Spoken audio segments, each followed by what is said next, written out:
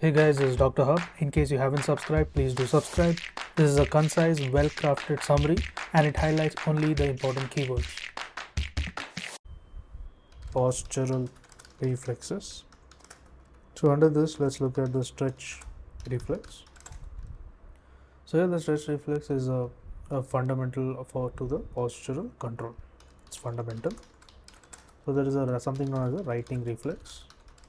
Writing reflex are nothing but the postural reflexes which are responsible for the apparently effortless ability to stay right side up, and they do not require thought to be initiated. So no thought is required to be initiated. Now let's look at the postural reflex. So first is we are looking at the integrating center of the spinal cord. So what are the postural reflexes associated? It includes a stretch reflex. Next is the positive supporting reaction. There is also a magnet. There is also crossed extensor reflex.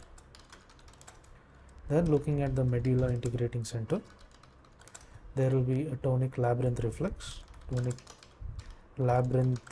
reflex, as well as the tonic neck reflex. Next, moving on to the midbrain. In the midbrain, there is a writing reflex, that is a labyrinthine RR, neck RR, body RR, as well as a limb RR. And the midbrain, it includes the writing reflex, and next one being the grasp. The grasp reflex, that is a vestibular placing reaction. Lastly, moving on to the cortex. So this cortex integrating center. So here the postural reflex, it includes the optical writing reflex. Then comes the conditioned reflex, as well as the hopping and placing the reaction. To learn and grow daily like this, please do subscribe.